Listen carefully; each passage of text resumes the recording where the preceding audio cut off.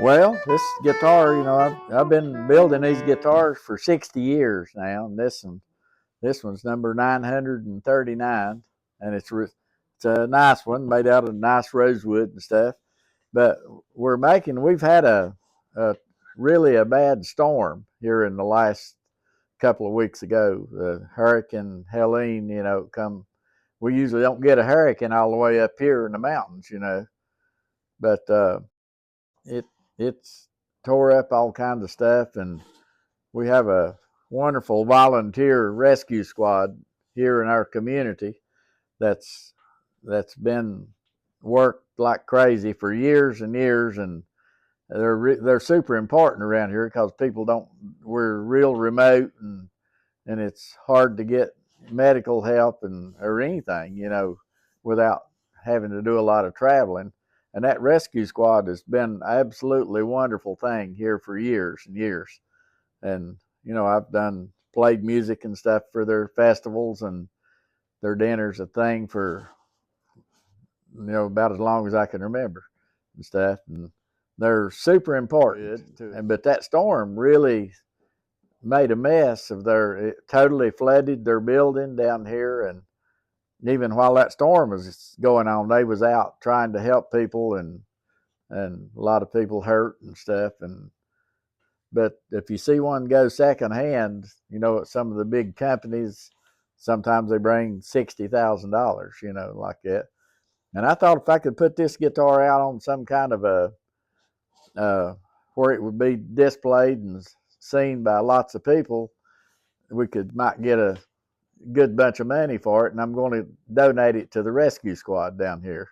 Well, it's a fairly, it's fairly fancy guitar because it's got abalone inlaid all around the top. If you're talking about Martin's numbers, it would be like a D42, and it's what they would call it. The one's got the pearl on the front, and the spruce in the top is pretty special stuff. It comes from Europe, over there where it's where Stradivarius and the famous violin makers got their wood, and where they lived and worked. And it's what they call moon spruce. It's pretty real close kin to the red spruce that we have around here, and it's what the guitar companies used back in the 20s and 30s to make their tops with. It's real similar to that, but it's over in Europe, and close in the area of Austria, and maybe even the edge of Siberia and stuff like that. Those trees probably have never been cut over there, and that's how it grows so slow and such fine grain. The grain lines are probably no more than a 32nd of an inch apart. Especially here and out here, the widest ones are not much more than a 16th, maybe 16 lines to an inch, and that can be considered old growth and fine grain wood. And that's for the top. The struts and braces on the inside are made out of spruce that comes from Alaska. I've just always done that, and some of the old builders did that, and it's just you can see the little pieces on the inside that are, we call them braces, made out of a certain kind of wood and a certain grain of wood. The back and sides are made out of Brazilian rosewood, which is wood that you have to have documentation and legal paperwork and stuff to even get now. And but this was cut way before the ban on it or anything.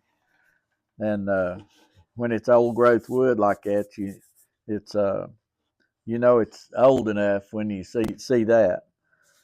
And it's some of the best tone wood that there is. I'm just tapping on the back of it, and you can hear it resonate and sound. That's a good sign. It'll be a good sounding guitar.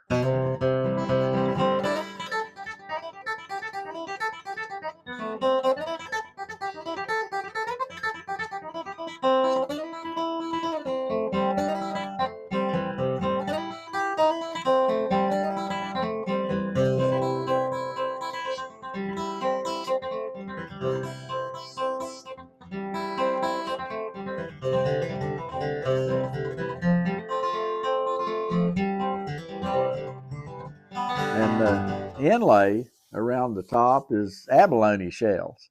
Comes from, most all of that abalone comes from Pacific Ocean, California places, and it comes out of a seashell about that big around.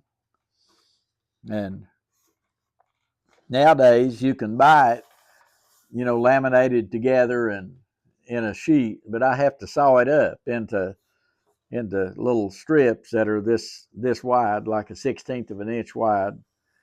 And you inlay first, when you build this guitar, a little strip of Teflon, which won't glue very good.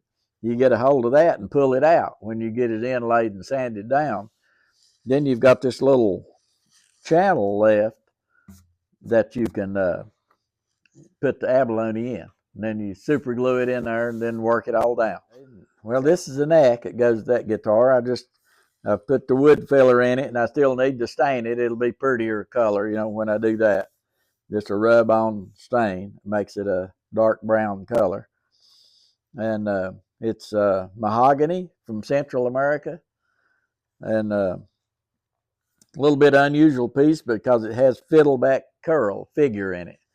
It'll be sort of stripedy looking when it looks like, they call it fiddleback because it looks like the back of a violin fiddle, The grain goes wavy, and so it's pretty and striped.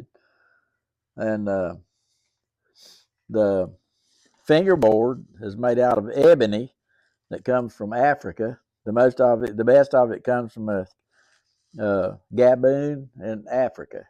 And that's a fairly rare wood, but they've used it for fingerboards for years because it grows that color. It's black. And that's no stained color or anything on it.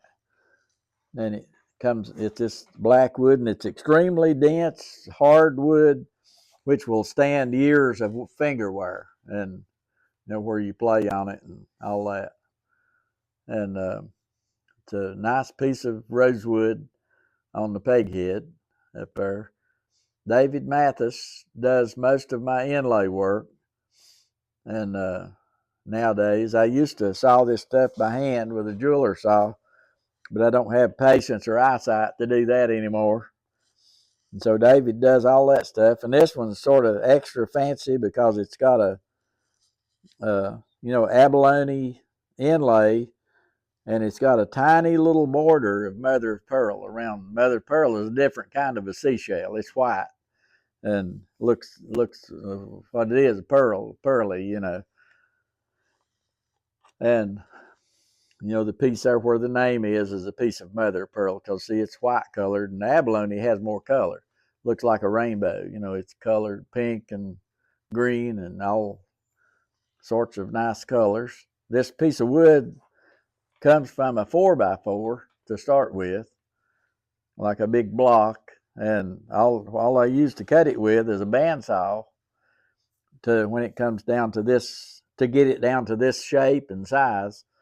I rough saw it out with a bandsaw, and then belt sander, just those 6x48 belt sanders I use to shape the most of it.